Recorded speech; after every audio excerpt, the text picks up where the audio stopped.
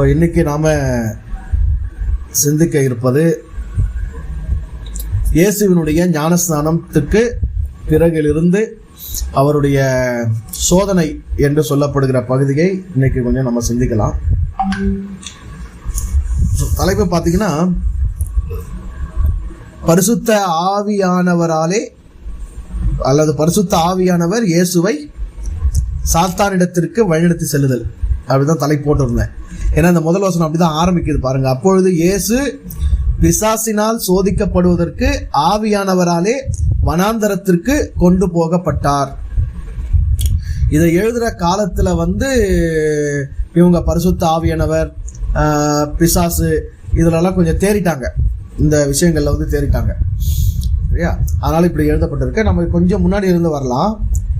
கொஞ்சம் முன்னாடி நாம் போனோம்னா, இயேசு ஞானஸ்நானம் பெற்று ஜலத்திலிருந்து கரை ஏறின உடனே இதோ வானம் அவருக்கு திறக்கப்பட்டது, தேவ ஆவி புறாவை போல் இறங்கி தம்மேல் வருகிறதை கண்டார். அன்றியும் வானத்திலிருந்து ஒரு சத்தம் உண்டாகி, இவர் என்னுடைய நேசகுமாரன், இவரில் பிரியமாயிருக்கிறேன் என்று உரைத்தது. ஸோ இங்கிருந்து நம்ம சிந்திக்கலாம். இந்த பகுதிகள் எல்லாமே ரொம்ப அப்நார்மல். ரெண்டாவது ஆச்சரியமானவைகள், அதிசயமானவைகள், இயற்கைக்கு அப்பாற்பட்டவைகள். வானத்திலிருந்து இடி சத்தம் உண்டாகும், மேகங்கள் ஒன்னோடு ஒன்று மோதி இடி இடிக்கிற சத்தம் உண்டாகி எல்லாரும் கேட்டிருக்கிறோம். மழை பெய்கிற சத்தத்தை கேட்டிருக்கிறோம். சில விண்கல்கள் பறக்கும் போது இல்ல விண்கல்கள் சிதறுண்டு விழும் போதும் சத்தங்களை கேட்டிருக்கிறோம், சரியா? ஆனா வானத்திலிருந்து எந்த ஒரு இறை சத்தமும் இதுக்கு முன்னாடியும் சரி இதுக்கு பின்னாடியும் சரி யாருக்கும் கேட்டதா வரலாறே கிடையாது, சரியா? ஆனா இங்க இயேசுவுக்கு ஒரு சத்தம், வானத்திலிருந்து ஒரு சத்தம் உண்டாயிற்று. அந்த சத்தம் என்ன மொழியில் அந்த வார்த்தை உண்டாயிற்று? எபிரேய மொழியில பேசினாரா? எபிரேய மொழியில அந்த சத்தம் வந்ததா? கிரேக்க மொழியில அந்த சத்தம் வந்ததா? இல்ல அரமேய மொழியில, இயேசுவுக்கு புரிகிற மொழியில வந்ததா? மற்றவர்கள் அந்த சத்தத்தை கேட்டாங்களா? இல்ல இவர் மட்டும்தான் கேட்டாரா என்பதை பற்றி இங்கு தெளிவு இல்லை. ஆனால் வானத்திலிருந்து ஒரு சத்தம் உண்டானது என்பதை மத்தேயு இங்கு பதிவு செய்கிறார். அதற்கு பிறகு, இயேசுவுக்கு பிறகு வேறு யாருக்காவது எங்கேயாவது உலகத்திலே அல்லது பிறந்ததிலிருந்து நமக்கு ஏதாவது வானத்திலிருந்து ஒரு சத்தம் உண்டாகி, கடவுள் பயப்படாதே, நான் இருக்கிறேன், கலங்காதே, நான் உனக்கு துணை செய்கிறேன், இல்லை நீ என்னுடைய மகன் தான், நீ என்னுடைய மகள் தான் என்று உரைக்கிற சத்தம் ஏதாகிலும் நமக்கு உண்டாயிருக்கிறதா என்றால் இல்லை. இங்க நம்ம சிந்திக்க வேண்டியது என்னன்னா, கடவுள் என்பதை நாம் சரியாக விளங்கிக் கொண்டால், அந்த கடவுள் தம்முடைய படைப்புகள் அனைத்திற்கும் தன்னையும் தன்னுடையவைகளையும் எப்பொழுதும் பொதுவாக கொடுக்கிறவர். இது நியதி, இது விதி, இது ஒழுங்கு, இது மாறவே மாறாது, சரிங்களா? இப்போ இயேசுவுக்கு சத்தம் உண்டாயிற்று என்றால் அந்த சத்தம் எல்லாருக்கும் உண்டாக வேண்டிய, உண்டாகக்கூடிய, உண்டாயிருக்கிற சத்தம் தான். இதுதான் அடிப்படையா நாம உள்வாங்க வேண்டிய விஷயம், சரியா? இந்த சத்தத்தை இவர்கள் ஒரு வார்த்தையாக, ஒரு கருத்தாக, ஒரு பிரியமாக, ஒரு அன்பாக, அரவணைப்பாக, ஏற்பாக, அங்கீகாரமாக உருவகம் செய்து கொண்டிருக்கிறார்களே தவிர உண்மையிலேயே அப்படி வார்த்தை என்கிற சத்தம் வானத்திலிருந்து எழுவது இல்லை. ஒவ்வொரு மனிதனும் பூமியோடு தொடர்பு பட்டவன் மட்டுமல்ல, வானத்தோடும் தொடர்பு பட்டவன். உடல் என்பதே விண்ணும் மண்ணுமால் ஆன கலவைத்தான் உடல். விண்ணாலும் மண்ணாலும் ஆக்கப்பட்ட கலவைதான் மனிதனின் உடல், உயிர்களின் உடல். ஆக இந்த உடலிலே விண், வானம், விசும்பு, பரம், பரலோகம் என்று சொல்லப்படுகிறது. இந்த உடலில் இருக்கிற மேல் பகுதி, கழுத்துக்கு மேற்பட்ட தலைப்பகுதியைத்தான் பரலோகம் என்றும், வானம் என்றும், ஆகாயம் என்றும், பரம் என்றும், விசும்பு என்றும், வெட்ட வெளி என்றும் அனைத்துமாக சொல்லப்படுவது இந்த தலைதான், இந்த ஆகாய பகுதி தான். சத்தம் என்பது ஏற்கனவே யோவான் 1:1 நம்ம சிந்தித்திருக்கிறோம். ஆதியிலே வார்த்தை இருந்தது, அந்த வார்த்தை தேவனிடத்தில் இருந்தது, அந்த வார்த்தை தேவனாகவே இருந்தது. அங்கு வார்த்தை என்று மொழிபெயர்க்கப்பட்டிருப்பது அது வார்த்தை அல்ல, எந்த மொழி சார்ந்ததும் அல்ல, எந்த கருத்து சார்ந்ததும் அல்ல, எந்த உறவாடல் சார்ந்ததும் அல்ல, எந்த தொடர்பு சொல்லும் அது அல்ல. அது வெறும் நாதம், வைப்ரேஷன். அந்த நாதம் என்பதை நமக்கு இங்க ஓசைன்னு சொல்லியிருப்பாங்க. ஓசையிலிருந்து தான் சத்தம் பிறக்குது, ஓசையிலிருந்து தான் ஒலி வருது. சரியா? ஓசை தான் ஆதாரமானது. அந்த ஓசையை தான் சமய மொழியிலே, இந்து சமய மொழியிலே நாதம் அல்லது இங்க இருக்கிற ஆன்மீக மொழியிலே நாதம் என்கிறோம். சரியா? ஆங்கிலத்தில் அது வைப்ரேஷன் சொல்றோம். அந்த நாதம் தான் ஆதாரம். அந்த நாதத்தில் இருந்துதான், அந்த வைப்ரேஷன்ல இருந்துதான், அந்த வார்த்தையில் இருந்துதான் எல்லா படைப்புகளுமே, பஞ்சபூதங்கள், பிரபஞ்சம், அண்ட சராசரங்கள், இங்க இருக்கக்கூடிய வானம், பூமியில் உள்ள உயிர்கள் அனைத்துமே அதிலிருந்துதான் வெளிவந்திருக்கிறது என்பதனால எதுவெல்லாம் நாதத்திலிருந்து வந்ததோ அதிலெல்லாம் நாதம் இருந்து கொண்டும் தொனித்து கொண்டுமே விளங்கி கொண்டுமே ஒலித்து கொண்டுமே இருக்கிறது. இயேசுவுக்கு மட்டுமல்ல, உலகத்தில் இருக்கிற எல்லா மனிதர் உடலிலும் ஆகாயம் இருக்கிறது, வானம் இருக்கிறது. அந்த வானத்தில் இந்த உடலை, இந்த ஒரு வடிவத்தை எந்த அதிர்வு உருவாக்கியதோ, எந்த வார்த்தை உருவாக்கியதோ, எந்த நாதம் படைத்ததோ, அந்த நாதம் இந்த உடலுக்குள்ளாக தொனித்து கொண்டே இருக்கிறது, ஒலித்து கொண்டே இருக்கிறது. அதை எல்லாருமே கேட்க முடியும். அனைவருக்குள்ளும் அது ஒலித்து கொண்டிருக்கிறது. ஆனால் அதனை கேட்கும் அளவுக்கு நம்முடைய செவித்திறன், புலன் திறன் குறைந்திருக்கிறது. மனம் வெறுமையாக இல்லை. ஆகவே அந்த நாதத்தை, அந்த வான் சப்தத்தை, அந்த இறை சப்தத்தை நம்மால் கேட்க முடியாமல் இருக்கிறது. அந்த சப்தம் எப்பொழுது கேட்கும் என்றால், அங்கே தெளிவாக சொல்லப்பட்டிருக்கிறது, வானம் திறக்கப்பட்டது. வானம் திறக்கப்பட்டது. அப்படி என்றால் வானம் என்கிற என்னுடைய ஆகாய பகுதியிலே, என்னுடைய பரத்திலே திறக்கப்பட வேண்டிய ஒரு பொருள் உண்டு. சரியா? திறக்கப்பட வேண்டிய ஒரு பொருள் உண்டு. இந்த திறக்கப்பட வேண்டிய பொருளைத்தான் இங்கு மூன்றாவது கண், நெற்றிக் கண் என்று சொல்லுகிறார்கள், அல்லது ஞானக்கண் என்று சொல்லுகிறார்கள். ஏன்னா இதை எதனோடு சம்பந்தப்படுத்தியிருக்காங்க பாருங்க. இயேசு ஞானஸ்நானம் பெற்று கரை ஏறின உடனே வானம் அவருக்கு திறக்கப்பட்டது. ஒரு மனிதன் அக விழிப்பு, சுய விழிப்பு, ஆன்ம விழிப்பு, ஞானம் அடையும் போது அவனுடைய கண்கள் திறக்கப்படுகிறது. அந்த கண் திறக்கப்படும் போது அவனுக்கு நாதம், சப்தம், ஒலி கேட்கிறது. எந்த ஒலி இந்த உலகம் உருவாக காரணமாக இருந்ததோ, எந்த நாதம் இவனுடைய உடல் உருவாக காரணமாக இருந்ததோ, அது அவனுடைய உடலில் தொனித்துக் கொண்டிருக்கிற அந்த வைப்ரேஷன், அந்த அதிர்வு அவனால் உணரப்படுகிறது. அந்த அதிர்வு உணரப்படுவதற்கு ஆதாரமாக அவனுடைய மூன்றாவது கண், அதாவது மூன்றாவது கோணம், இருமையை கடந்து ஒருமையாக பார்க்கிற ஒரு புதிய கோணம் திறக்கிறது. சரியா?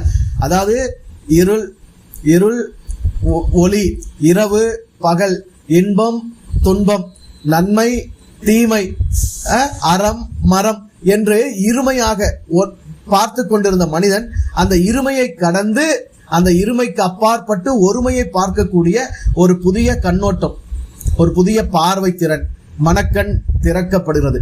அந்த மனம் என்பதே, நான் ஏற்கனவே சொல்லியிருக்கேன் உங்களுக்கு, மனம் என்பதே ஆகாயம்தான். ஆக மனக்கண் திறந்தால் மனதில் இறைநாதம் கேட்கும். இதுதான் விஷயம். யாருக்கெல்லாம் மனக்கண் திறக்கிறதோ அவர்களுக்கு மனதில் இறைநாதம் கேட்கும். அந்த இறைநாதம் ஒரே ஒரு முறை கேட்டுட்டோம் நின்னுடும், தொடர்ந்து கேட்டுக்கொண்டும் இருக்கும். அது மனம் டியூன் ஆகிறபடிதான். ஒவ்வொரு மனிதனும் தன் மனதை எவ்வளவு டியூன் பண்றாங்களோ, அந்த ஞானத்தை நோக்கி, இறைநாதத்தை நோக்கி திருப்புகிறார்களோ, அந்த அளவிற்கு ஒரு முறை கேட்டு நின்று விடுவதும் உண்டு, தொடர்ந்து கேட்டுக்கொண்டும் இருப்பதும் உண்டு. இயேசுவுக்கு இங்கு அந்த அவருடைய பரத்தில், அவருடைய ஆகாயத்தில், அவருடைய வானம் திறக்கப்பட்டு, அவருடைய ஞானக்கண் திறக்கப்பட்டு, அவர் ஞானம் அடைந்து, அவருடைய நாதத்தை அவர் கேட்டு, தான் இறைவனுடைய நேரடியான குமாரன், பிள்ளை என்பதை தனித்துவமாக உணர்ந்து கொண்ட உணர்த்துதல் தான் இங்கு பதிவு செய்யப்பட்டிருக்கிறது. சரியா? சோ இந்த அனுபவம் இருக்கு பாத்தீங்களா? வானம் திறக்கப்படுவது, மனக்கண் திறக்கப்படுவது, மனதிலே ஒலி நாதம் கேட்பது, நான் இறைவனுடைய நேரடியான பிரியமான ஒரே பேரான குமாரன் தான் என்பதை உணர்ந்து கொள்வது, இது இந்த உலகத்தில் இருக்கக்கூடிய எல்லா மனிதருக்குமே சாத்தியமான, உரிமையான, உறவான, உண்மையாகிற ஒரு அனுபவம். இந்த அனுபவத்துக்குள் ஒவ்வொரு தனி நபரும் வர முடியும். இது மதம் கடந்தது, இது வேதங்கள் கடந்தது, இது சபைகள் கடந்தது, இது உபதேசங்கள் கடந்தது. இது ஒவ்வொரு தனிப்பட்ட உயிருக்கும் உடலுக்குமான உறவு. உன்னுடைய உயிருக்கு உன்னுடைய உடல் ஒரே பேரான குமாரன், உன்னுடைய உணர்வுக்கு நீ ஒரே பேரான குமாரன், நீ அதற்கு மிகவும் பிரியமானவன். உன்னுடைய உயிருக்கு உன்னை தவிர பிரியமானது வேறு ஏதும் இல்லை. உன்னுடைய உணர்வுக்கு உன்னை தவிர பிரியமானது வேறு ஏதும் இல்லை. உன்னுடைய மனக்கண் திறக்கப்பட்டால் நீ கடவுளுடைய நேரடியான குமாரன் என்கிற உணர்வை அடைவதுதான் உண்மை. அந்த உணர்வுதான் உரிமையானது, அந்த உணர்வுதான் உறவானது, அந்த அந்த அந்த உணர்வுதான் உறுதியானது. இது புற சத்தங்கள் இதை கொடுக்க முடியாது, புற கருத்துக்கள் இதை உங்களுக்கு கொடுக்க முடியாது, புற தத்துவங்கள் இதை உங்களுக்கு கொடுக்க முடியாது. வெளியே இருந்து யாரும் நீ கடவுளுடைய மகன்னு சொல்ல முடியாது. அது உங்களுக்குள்ளவே, நீங்க உங்களுடைய உயிரோடு உங்களுக்குள்ள உறவை, உங்கள் தந்தையோடு உங்களுக்குள்ள உறவை நீங்கள் உணர்ந்து கொள்வது, அது உங்களுக்குள் கிடைக்கிற உங்களுக்கான உறுதி. சரியா? சோ இப்படி ஒரு அனுபவம் இயேசுவுக்கு நிகழ்ந்தது. இது எல்லாருக்குமே நிகழக்கூடியது. இதை நோக்கி மனிதர்கள் இது பாத்தீங்கன்னா மற்ற மதங்களை விட இப்படி விழிப்புணர்வு அடைவதற்கு, ஞானம் அடைவதற்கு, மூன்றாவது கண் திறக்கப்படுவதற்கு, அந்த இறைநாதம் படைப்புக்கு ஆதாரமான அந்த வைப்ரேஷனை உடல்ல உணர்ந்து கொள்வதற்கான ஒரு திறக்கப்பட்ட வெளியாக இந்திய தேசம், இங்க உள்ள ஆன்மீகம், இங்க உள்ள மத சம்பிரதாயங்கள் அப்படிதான் அமைக்கப்பட்டிருக்கு. சரியா? அங்க யூதர்களுக்கு இந்த தெளிவு அந்த காலத்தில் ஏற்பட்டிருக்க வாய்ப்பில்லை. ஆகவே இயேசு இதை எப்படி பகிர்ந்து கொண்டாரோ, இவர்கள் எப்படி உள்வாங்கினார்களோ அதற்கு ஏற்ற மெருகூட்டுதலை சேர்த்துதான் இவர்கள் இங்கு பதிவு செய்திருக்கிறார்கள். சரியா? அதை தொடர்ந்து நீங்க பாத்தீங்கன்னா, இயேசு பிசாசினாலே சோதிக்கப்படுவதற்கு ஆவியானவராலே வனாந்தரத்துக்கு கொண்டு போகப்பட்டார். பொதுவா இந்த ஆவியானவர் என்ற கான்செப்ட் ஏற்கனவே சொன்னேன். இயேசுவினுடைய உயிர்த்தெழுதலுக்கு பிறகு சபை ஆரம்பிக்கும் போதுதான் பரிசுத்தாவிங்கிற கான்செப்ட் உங்களுக்கு கற்றுக் கொடுக்கப்படுது, விளங்குது. அதுக்கு முன்னாடி வரைக்கும் யூதத்துல ஏக தேவன் என்று யெகோவாவை பார்த்தார்களே தவிர கடவுளை 3 நிலையில பார்க்கிற கண்ணோட்டெல்லாம் இவங்களுக்கு கிடையாது. சரியா? இப்போ பரிசுத்த ஆவி, அதே போல பிசாஸ் என்ற கான்செப்ட் கூட யூதர்களுக்கு ஆகமத்துல கிடையாது. ஆதி ஆகமம், யாத்ராகமம், லேவியராகமம், எண்ணாகமம், உபாகமம், இந்த 5 ஆகமங்கள் அவங்க ஃபாலோ பண்ற வரைக்கும் அவங்களுக்கு சாத்தான் தேவதூதர் என்கிற நம்பிக்கை கிடையாது. அதான் இன்னைக்கு வரைக்குமே யூதர்கள்ல சதுசேயர்கள்னு ஒரு பிரிவினர் இருக்கிறாங்க. அவங்க தேவதூதர்களையோ, சாத்தானையோ, மறுமையோ, உயிர்த்தெழுதலையோ எதையுமே நம்புவதில்லை. அப்படின்னா என்ன அர்த்தம்னா, இதெல்லாம் பிற்காலத்துல வேற வேற இடங்களுக்கு போயிட்டு அவங்க வேற வேற இடத்துல அடிமைகளா இருந்து திரும்பி வரும்போது அங்கிருந்து சேர்த்துட்டு வந்த விஷயங்கள். அதனால்தான் பாத்தீங்கன்னா அவங்க சிறையிருப்புல இருந்து வந்த பிறகுதான், சிறையிருப்புல இருந்த காலத்துல தான் எசேக்கியேல் தீர்க்கதரிசன புத்தகம் எழுதப்படுது. சரிங்களா? அந்த காலத்துலதான் இந்த கதையே சொல்லப்படுது. தேவன் சிங்காசனத்துல இருந்தாரு, அப்ப அவருக்கு வேலைக்காரர் இருந்தான், கீழே தள்ளிவிட பார்த்தாரு. இதெல்லாம் அங்கதான் விளையுது. இதெல்லாம் ஆதி ஆகமத்துல விளையல. சரிங்களா? பிற்சேர்க்கைகள் பிற்காலத்துல இந்த நம்பிக்கைகளை சேர்த்து கொண்டாங்க. சரியா? ஆக பரிசுத்த ஆவி என்று ஒன்று தனியாக இல்லை, பிசாசு என்று ஒன்று தனியாக இல்லை. நல்லா புரிஞ்சுக்கோங்க. இது எல்லாமே எங்க நடக்கிறதுனா ஒரு மனிதனுடைய தலையில் நடக்கிறது. ஒரு மனிதனுடைய தலையில் நடக்கிறது. பரிசுத்த ஆவி என்பது ஒரு மனிதன் ஞானம் அடையும் போது, விழிப்புணர்வு அடையும் போது, தன்னுடைய ஆன்மா எவ்வளவு வெட்ட வெளியானது, எவ்வளவு தூய்மையானது, தன்னுடைய ஆன்மா எப்படி ஆண்டவனுடைய துணையாக, ஆண்டவனின் ஆவியாக, ஆண்டவனின் அருளாக, ஆண்டவனாகவே இருக்கிறது என்பதை கண்டு கொள்ளுகிற அந்த மன உணர்வு தான் பரிசுத்த ஆன்மா.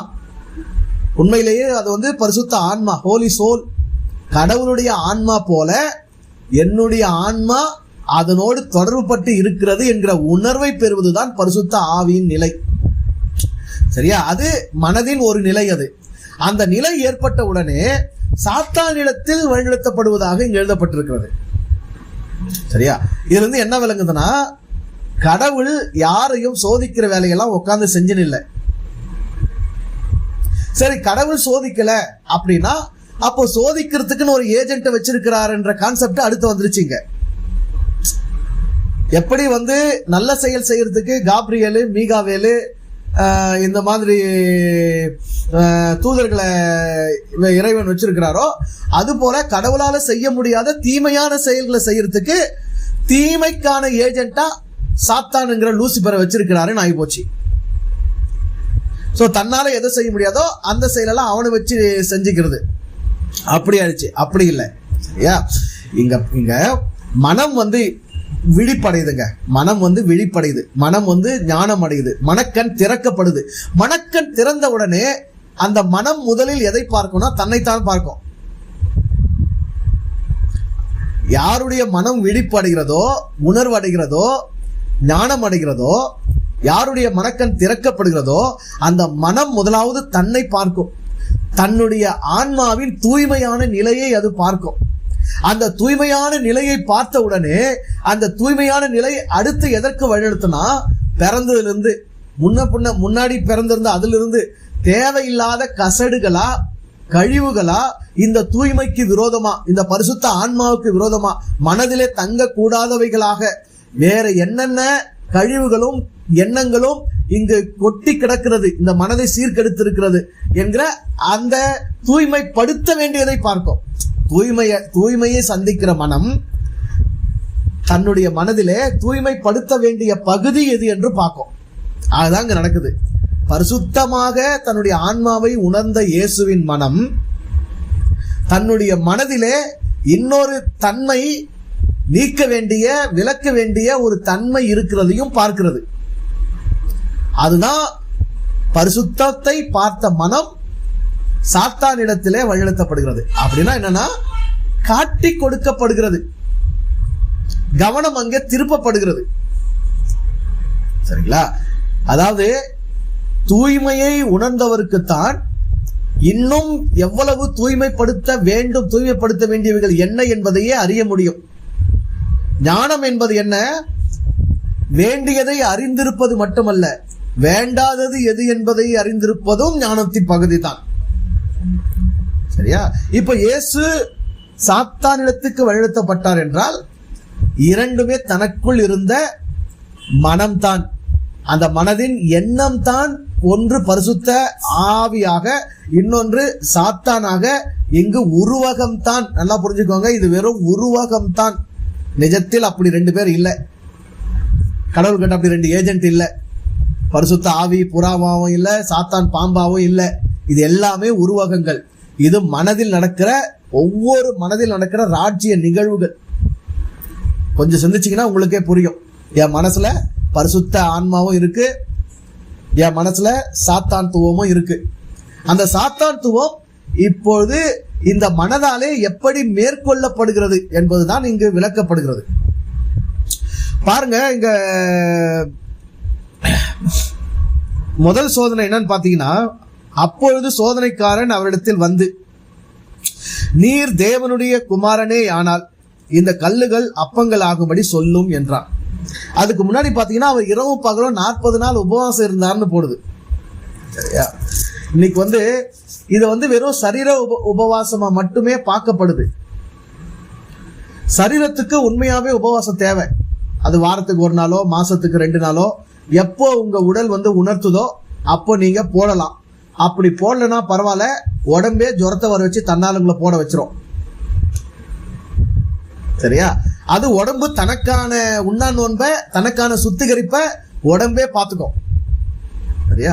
அப்ப என்ன அர்த்தம்னா, உடம்பு தன்னைத்தானே சுத்திகரிக்கும் போது அதுக்கு உணவு கொடுக்க கூடாது, அதுக்கு உதவியா இருந்து பட்னி போடணும்னு அர்த்தம். இது உடம்பு விஷயம் நமக்கு புரியுது இல்ல?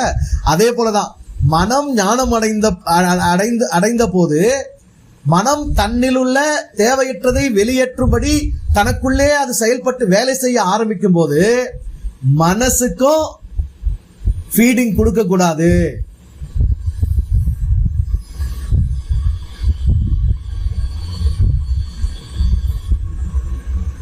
இந்த இடம் உங்களுக்கு விளங்குதா பாருங்க.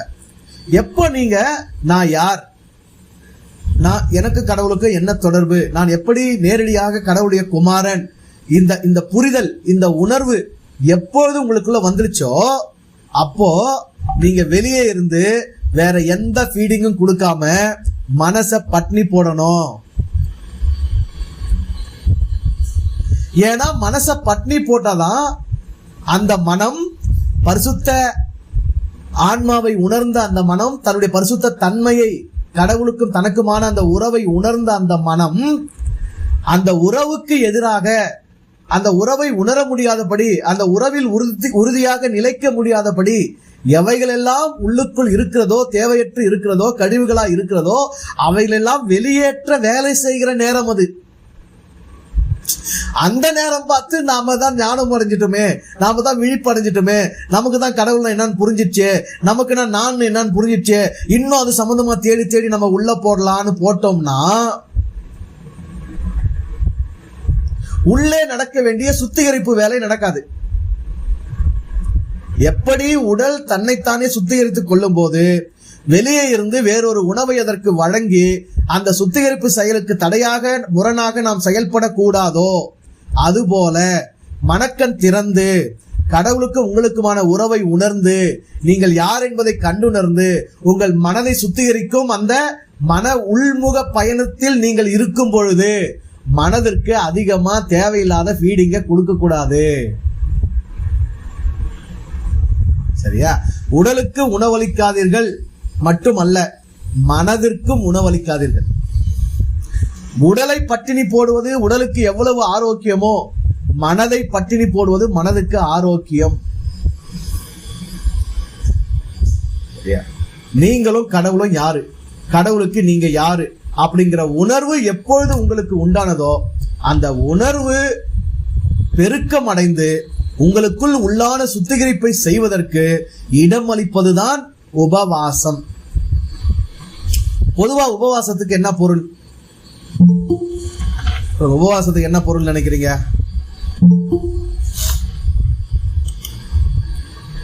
யாரா பேசல? உபவாசத்துக்கு என்ன பொருள்?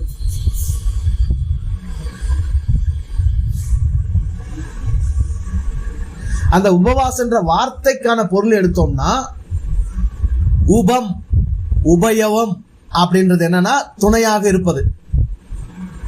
சரியா?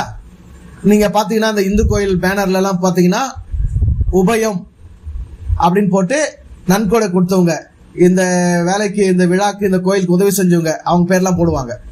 உபயம் அளித்தல். சரியா? அப்ப உனக்கு உபயமாக இருக்கிறது எதுவோ அதனோடு வாசமாக இருப்பது, அதனோடு உடன்பட்டு இருப்பது உபவாசம். அவ்வளவுதான். சோ எனக்கு உபயமா இருப்பது எது?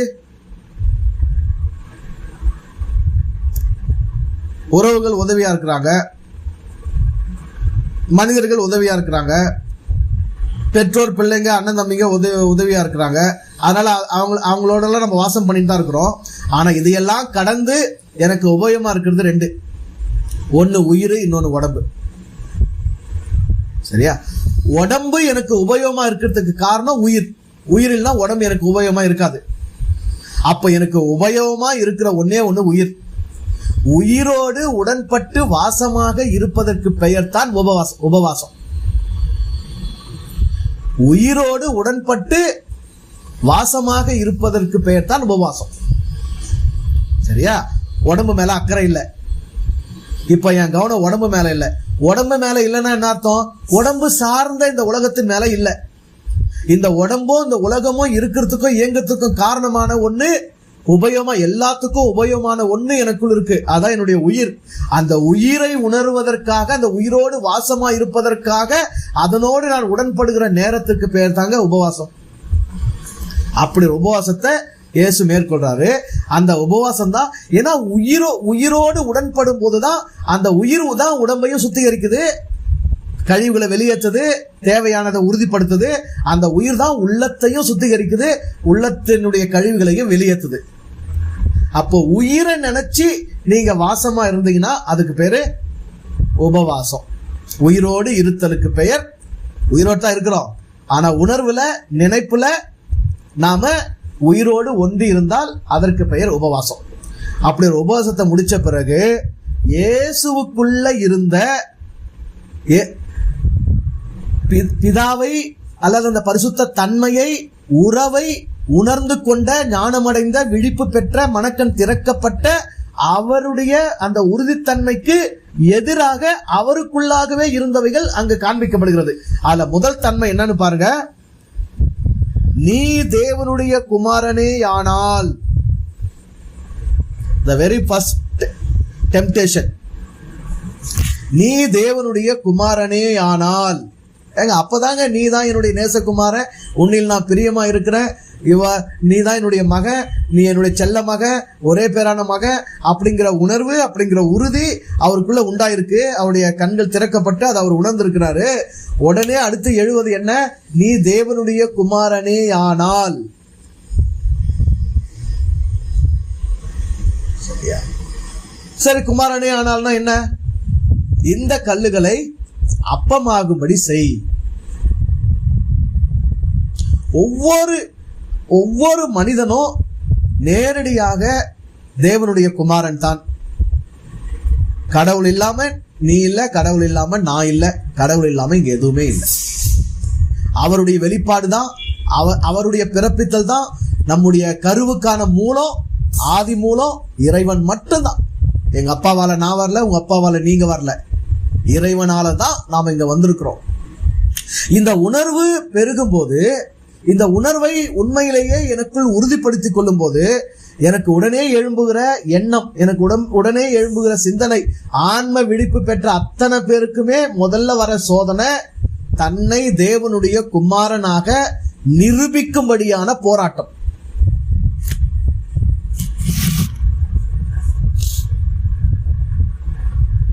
உள்ளுக்குள்ள நடந்த அந்த உறுதியை, உள்ளுக்குள்ளே நடந்த அந்த உணர்வை, உள்ளுக்குள்ளே நடந்த அந்த உண்மையை, உள்ளுக்குள்ளே நடந்த அந்த உறவை உலகத்துக்கு நிரூபிக்கிற ஒரு போராட்டம் எழுகிறது பாருங்க. அதுதாங்க முதல் சோதனை, முதல் டெம்டேஷன். அப்ப இங்க நல்லா நீங்க புரிஞ்சுக்கணும், உங்களை கடவுளுடைய மகனாக, கடவுளுடைய மகளாக நிரூபிப்பதற்கு தூண்டப்படுகிற எந்த தூண்டலும் தூய்மையானது அல்ல. அது சாத்தான்துவத்தை சார்ந்தது. அதுக்கு பேர் தான் சாத்தான்துவம். அந்த தூண்டல் தான் சாத்தான்துவம். எங்கெல்லாம் உங்க நிரூபிக்க போராடுறீங்க பாருங்க, உங்க நன்மைய, உங்க பண்பை, உங்க அன்பை, உங்க குணத்தை, உங்க குமாரத்துவத்தை, உங்களுக்கும் கடவுளுக்குமான உறவை, கடவுளுக்குள்ள நீங்க அடைஞ்சுன்னு வர அனுபவங்களை, உங்க நெற்றிக்கண் திறப்ப, உங்க ஞானத்தை எங்கெல்லாம் நீங்க நிரூபிக்க போராடுறீங்களோ, நிரூபிக்க தூண்டப்படுறீங்களோ, நிரூபிக்க முயற்சி பண்றீங்களோ, அதுதான் நாம் வெல்ல வேண்டிய மிக முக்கியமான முதல் சோதனை. அந்த சோதனைக்கு உட்படவே கூடாது. என்னை நான் தேவனுடைய குமாரனாக இன்னொருவருக்கு நிரூபிக்க வேண்டிய அவசியம் இல்லை. ஏன் இந்த நிரூபிக்கிற போராட்டம், நிரூபிக்கிற நிர்பந்தத்துக்குள்ள மனுஷங்க போறாங்க தெரியுங்களா?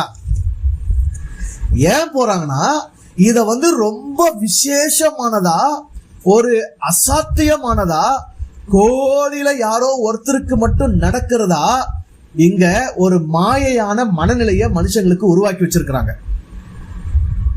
நான் கடவுளுடைய மகன், கடவுளோட உறவுல இருக்கிறேன், கடவுள் எனக்குள்ள இருக்கிறாரு, நான் என்னுடைய கண்கள் திறக்கப்பட்டு இருக்கு, நான் ஞானம் அடைஞ்சிருக்கேன் அப்படின்னும் போது, நான் பல்லாயிரம், ஆயிரக்கணக்கான, லட்சக்கணக்கான மனிதர்களை விட நான் சிறப்பானவன், நான் தனித்துவமானவன் அப்படிங்கிற எண்ணம் வர்றதுனால அதை நிரூபிக்கிறதுக்கான போராட்டமும் வருது.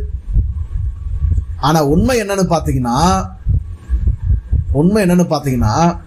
நீங்க ஒரு நல்ல சமையல் செஞ்சீங்கன்னு வச்சுங்க, பிரியாணியோ இல்ல ஏதோ ஒரு பதார்த்தமோ நீங்க செய்றீங்கன்னா, அதை விட எளிமையானது, இயல்பானது, எல்லாருக்குமானது கடவுளுடைய குமாரன் என்கிற உறவும், உணர்வும், உரிமையும்.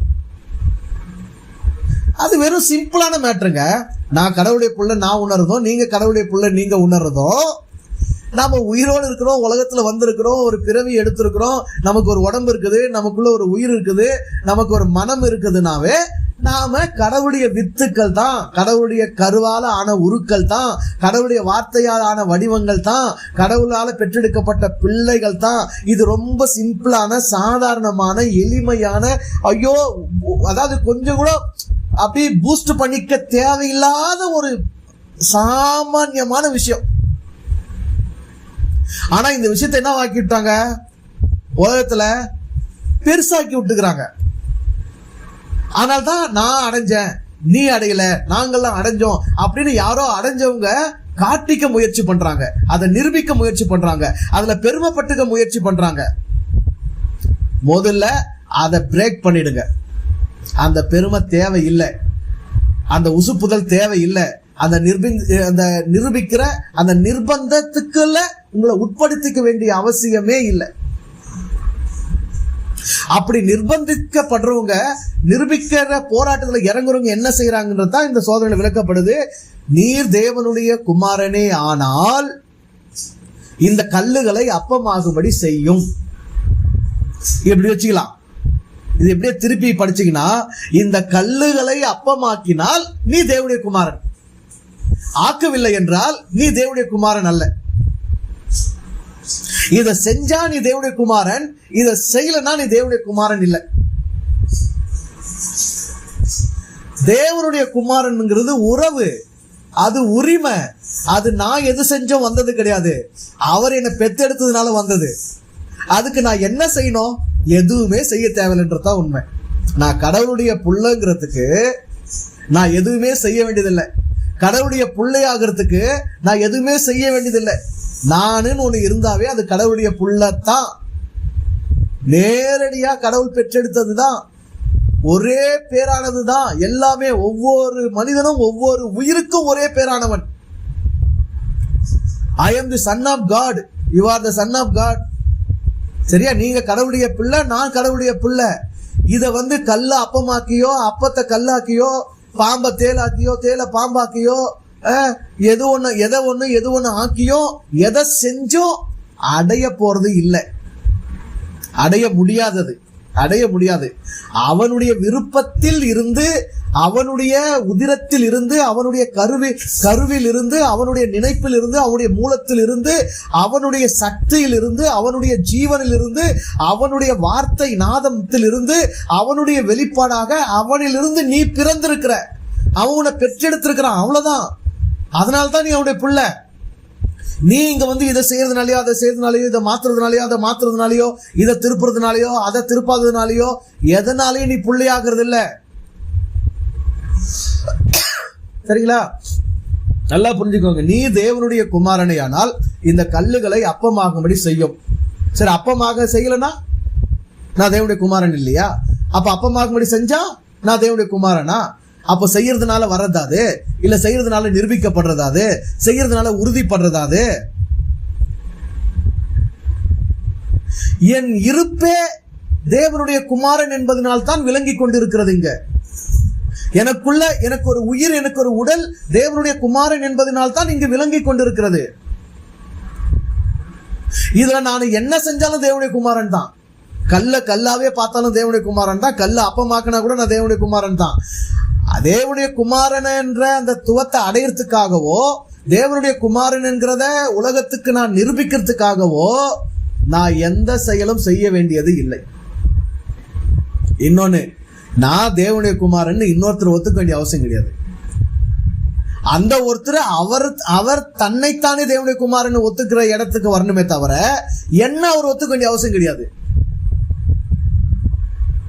அதாவது you are not born here to recognize me.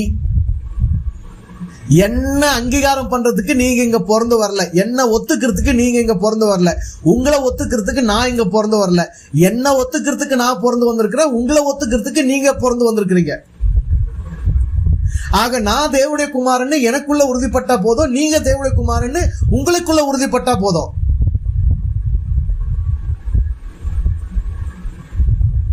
இதை இன்னொருத்தருக்கு நம்ம நிரூபிக்க வேண்டிய அவசியம் கிடையாது.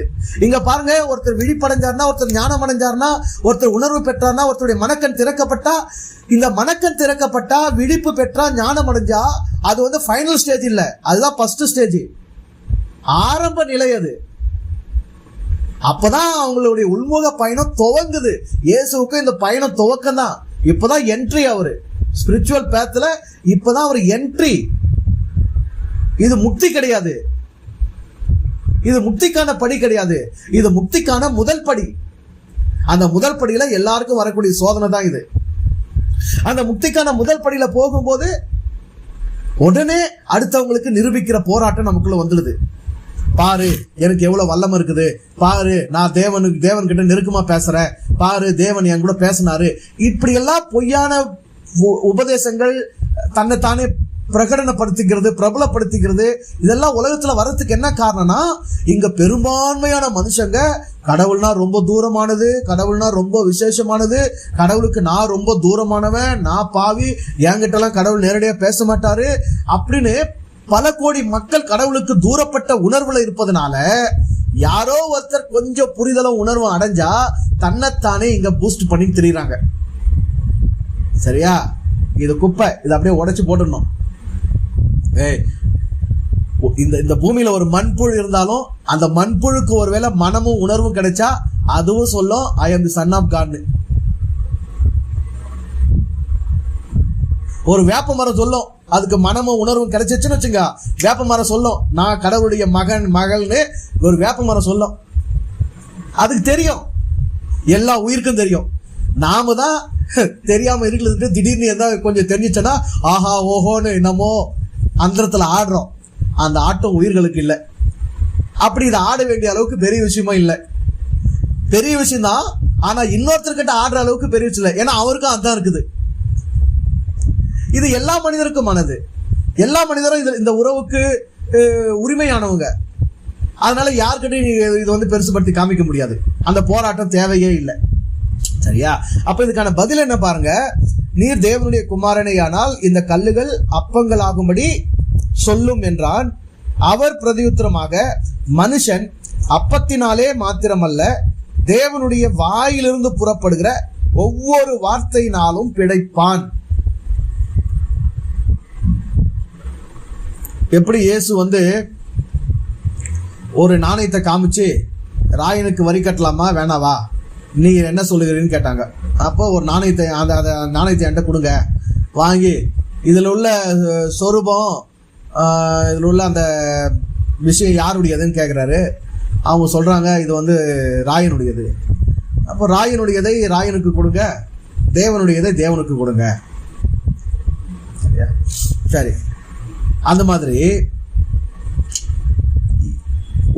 இந்த உலகத்துல ஒரு உடல் வடிவம் எடுத்து வந்திருந்தா, அந்த உடல் எந்த மூலத்திலிருந்து வடிவம் எடுத்து வந்ததோ அதே மூலத்திலிருந்து வந்த ஒன்றை அந்த உடலுக்கு கொடுத்தால்தான் அந்த வடிவம் தக்க வைக்கப்படும். இது நியதி, இது ஒழுங்கு, இது மாறாதது. இது புரிதா பாருங்க. இப்ப இந்த உடம்பு எங்கிருந்து வந்தது அப்படின்னா பஞ்சபூதத்திலிருந்து வந்திருக்கிறது. இந்த பஞ்சபூதம் எங்கிருந்து வந்ததுன்னா தேவனுடைய வார்த்தை என்று சொல்லப்படுகிற அந்த வெட்ட வெளியாகிய இறைவனுக்குள் இருந்த அந்த நாதத்திலிருந்து வெளிப்பட்ட வைப்ரேஷன், அதிர்விலிருந்து வெளிப்பட்டதுதான் இந்த வடிவம். ஏற்கனவே சொல்லியிருக்கேன், நாம ஆ அப்படின்னு வாயில உச்சரிக்கிறோம். உயிரிலிருந்து, என்னுடைய எனர்ஜி சக்தியிலிருந்து அந்த வார்த்தை சவுண்ட் வருது. அதை நம்ம ஆ என்று அர்த்தப்படுத்திக்கிறோம். அந்த ஆக்கு ஒரு வரி வடிவம், எழுத்து வடிவம் நாம கொடுத்திருக்கிறோம். இது மனுஷங்க நாம. இப்ப கடவுள்ல அதிர்ற அந்த அதிர்வு, அவருடைய அந்த பேர் இயக்கத்துல, கடவுள் என்னும் அந்த வெட்டவெளியில் இருக்கக்கூடிய அந்த பேர் இயக்கத்தின் அதிர்வுகள் ஒவ்வொன்றும் தான் இங்க பல வடிவங்களாக பிறப்பெடுத்து கொண்டே இருக்கிறது. அதுல ஒரு வடிவம் தான் இந்த உடம்பு. இந்த உடம்பு ஒரு குறிப்பிட்ட அதிர்வில், குறிப்பிட்ட நாதத்தில் இது வடிவெடுத்து வாழ்ந்து கொண்டிருக்கிறது. இந்த வடிவம் பிழைக்கணும், இந்த வடிவம் தக்க வைக்கப்படணும், இந்த வடிவம் வாழணும், இந்த வடிவம் நிலைக்கணும்னா இதற்கு வேறு வடிவங்களைத்தான் உணவாக கொடுக்கணும். வார்த்தையினால ஆன உடம்புக்கு வார்த்தையினால் ஆன வேறொரு உடம்பு தான் உணவு. உடம்புக்கு உடம்பு தான் உணவு. உடம்பு உடம்பால தான் பிழைக்கும். அரிசி ஒரு உடம்பு, கோதுமை ஒரு உடம்பு, ஆப்பிள் ஒரு உடம்பு, ஆரஞ்சு ஒரு உடம்பு, கோழி ஒரு உடம்பு, ஆடு ஒரு உடம்பு, மாடு ஒரு உடம்பு, பன்றி ஒரு உடம்பு, காடை ஒரு உடம்பு, கௌதாரி ஒரு உடம்பு. இப்படி எந்த உடம்பையும் இந்த உடம்புக்கு கொடுத்தா அது செரிச்சிக்கும், அது பழைச்சிக்கும். சரியா? இங்க இயேசு என்ன சொல்ல வர்றாருன்னா, மனிதன் அப்பத்தினாலே மாத்திரம் அல்ல அப்படின்னா, அப்பம் என்பதே இந்த உடலுக்கு இறைவன் கொடுத்திருக்கிற வார்த்தையின் இன்னொரு வடிவம் தான். ஏன்னா பிழைப்பு என்பது வார்த்தைக்கு வார்த்தையினால் தான் பிழைப்பு, நாதத்துக்கு நாதத்தில் தான் பிழைப்பு, வைப்ரேஷனுக்கு வைப்ரேஷன்ல தான் பிழைப்பு. வைப்ரேஷன்ல இருந்து இதை பிரிக்க முடியாது, நாதத்திலிருந்து இதை பிரிக்க முடியாது. பிரித்தால் இது பிழைக்காது. நாதத்திலிருந்து இந்த வடிவத்தை பிழைத்தால் இந்த வடிவம் தக்க வைக்கப்படாது, நிலைக்காது, பிழைக்காது. அப்போ நச்சு நடிக்கிறாரு, தனக்கான பதிலை தன்னிலிருந்து தானே தோண்டி எடுக்கிறார். எப்படி எடுக்கிறார் பாருங்க. மனிதன் அப்பத்தினாலே மாத்திரம் அல்ல, தேவனுடைய வாயிலிருந்து புறப்படுகிற ஒவ்வொரு வார்த்தையினாலும் பிழைப்பான். அதாவது மனிதன் பிழைப்பதற்கு, மனிதன் என்கிற அந்த வடிவமே வார்த்தையின் வடிவம் என்பதனால் அது பிழைப்பதற்கு வார்த்தைகளே வடிவங்களாக இருக்கிறது. ஆக வார்த்தையின் வடிவங்கள் அனைத்துமே இந்த உடலுக்கு பிழைப்பை கொடுக்கக்கூடியது. இதற்கு இருக்கிற ஒன்றை வேறொன்றாக நான் மாற்றம் செய்ய செயல்பட வேண்டிய அவசியம் இல்லை. வார்த்தையின் வடிவாகிய உடலை வார்த்தையின் மூலமாகவே வாழ வைப்பதற்கு வார்த்தையில் பல வடிவங்களை இங்கு வழங்கி இருக்கிறான் ஆண்டவன். அப்படி வழங்கப்பட்டிருக்கிற வடிவங்களை மாற்றம் செய்ய வேண்டிய உரிமையை இங்கு யாருக்கும் இறைவன் கொடுக்கவில்லை. அது தேவையும் இல்லாதது. நான் மீண்டும் படிக்கிற பாருங்க. மனுஷன் அப்பத்தினாலே மாத்திரமல்ல, தேவனுடைய வாயிலிருந்து புறப்படுகிற ஒவ்வொரு வார்த்தையினாலும் பிழைப்பான். வாயிலிருந்து என்ன வார்த்தை புறப்படும்? முதல்ல அவருக்கு வாய் இருக்குதான்னு கேட்கணும். சரியா? கடவுளுக்கு நாமம் இல்லை, கடவுளுக்கு ரூபம் இல்லை, உருவம் இல்லை. அப்போ வாய் எங்க இருந்திருக்கும்? என்ன வார்த்தை வரும்? தமிழ் வார்த்தை வருமா, எபிரேய வார்த்தை வருமா? தமிழ் மனுஷனுக்கு தமிழ் வார்த்தையை பேசி சாப்பிடுன்னு வரா, எபிரேய மொழி பேசுறவங்க எபிரேய வார்த்தையை பேசி சாப்பிடுன்னு வரா? வார்த்தை இல்லை. அந்த நாதத்திலிருந்து வெளிப்படுகிற வடிவங்கள் இருக்கு பாருங்க. இந்த உடம்பும் அதற்கான வடிவம். இந்த உடம்பை தக்க வைக்கிறதுக்கு அவர் ஏகப்பட்ட வடிவங்களை இங்கு வழங்கியிருக்கிறார். அவைகளால பிழைத்துக் கொண்டிருக்கிறோம். இப்ப அப்ப எதிலிருந்து உருவாகுது? கோதுமையிலிருந்து உருவாகுது. சரியா? அப்போ கோதுமை ஒரு வார்த்தையின் வடிவம். அந்த வடிவத்திலிருந்து இந்த உடல் என்னும் வடிவத்துக்கான உணவு ஏற்கனவே அருளப்பட்டிருக்கிறது. அப்படி இருக்கும்போது வார்த்தைகளான உடம்பு, வார்த்தைகளான வேறொரு வடிவத்தில் ஏற்கனவே பிழைத்துக் கொண்டிருக்கும் போது கல்லை ஏன் நான் அப்பமாக்க வேண்டும்? ஏற்கனவே எது ஒன்றாக அது இருக்கிறதோ அது ஒன்றாகவே அதை இருக்க வைத்து, அது ஒன்றாகவே அதனை ரசித்து, அது ஒன்றாகவே அதனை அனுபவித்து, அது ஒன்றாகவே அதை நான் கண்டு, அந்த ஒன்றிலேயே ஆண்டவனின் தன்மை என்னவாக இருக்கிறது என்பதை அனுபவிக்கத்தான் கடவுளுடைய மகனாக நான் பிறப்பெடுத்து வந்திருக்கிறேனே தவிர, அந்த படைப்பினுடைய தன்மையை, நியதியை, ஒழுக்கத்தை மாற்றுவதற்காக நான் இங்கு வரவில்லை.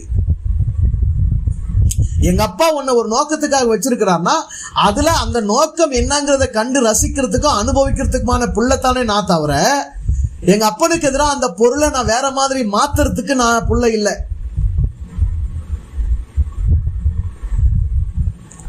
சிம்பிளா சொல்லணும்னா, nature itself is super. நேச்சரே சூப்பர்னு புரிஞ்சுக்கிறவன் தேவனுடைய குமாரன். நேச்சரை சூப்பர்னு புரிஞ்சுக்காம சூப்பர் நேச்சுரல்னு ஒன்ன பேசுறவன் சாத்தான்.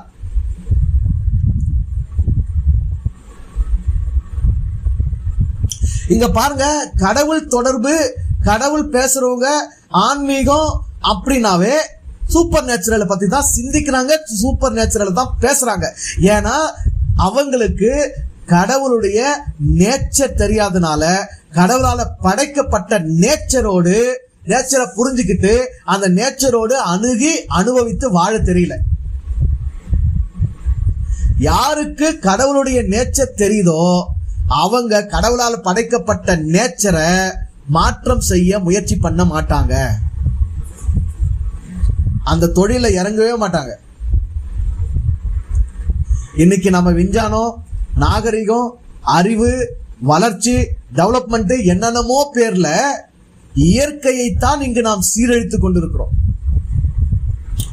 சொல்றாங்க இன்னும் 2030க்குள்ள இந்த பூமி முழுவதும் வெப்பமயமாகி வாழ்வதற்கு தகுதி இல்லாத நில உருவாயிடும். இப்பவே எல்லார் உடம்புலையும் பாருங்க, அதிகபட்சமான நோய்க்கு அடிப்படையான காரணம் என்னன்னா சூடு.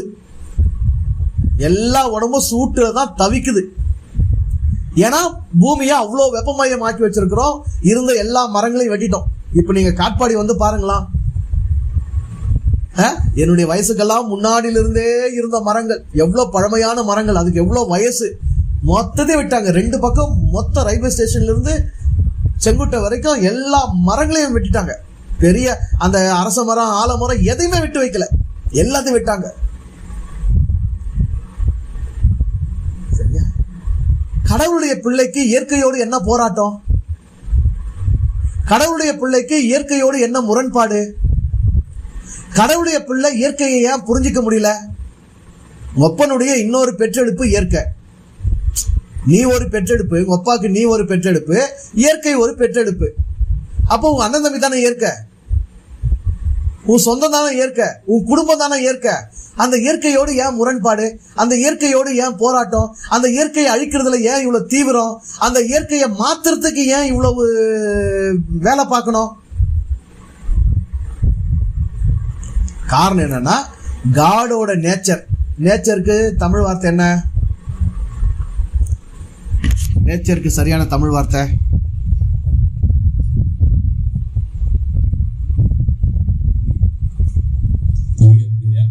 இல்ல. இயற்கை நேச்சர் இல்ல, இந்த நேச்சர் ஆஃப் காட்னு சொல்லுவோம்ல. சுவாபம், சாயல், தன்மை. நன்றி ஐயா. கடவுளுடைய சுபாவம், கடவுளுடைய தன்மை, கடவுளுடைய சாயல், கடவுளுடைய சாரம், அந்த காட்ஸ் நேச்சர்னு ஒன்று இருக்கு இல்லையா? கடவுளுடைய சாயல், கடவுளுடைய அந்த சுபாவம், தன்மைன்னு ஒன்று இருக்கு இல்லையா? அது எந்த மகனுக்கு மகளுக்கு புரியலையோ அவங்க தான் இயற்கை என்னும் இந்த நேச்சருக்கு எதிராக செயல்பட்டு இருக்கிறாங்க. உங்க அப்பாவுடைய நேச்சர் என்ன? இயற்கையோடு இயங்குவது, இயற்கையாக இருப்பது, இயற்கையோடு இசைந்திருப்பது, இயற்கையை படைத்து அதில் இயங்கி அதன் வழியாக இந்த பிரபஞ்சத்தை, இந்த உலகத்தை வாழ வைத்துக் கொண்டிருப்பது. அதில் நீயும் வாழ்ந்து கொண்டிருக்கிறாய். கல்லோட அவசியம் என்ன?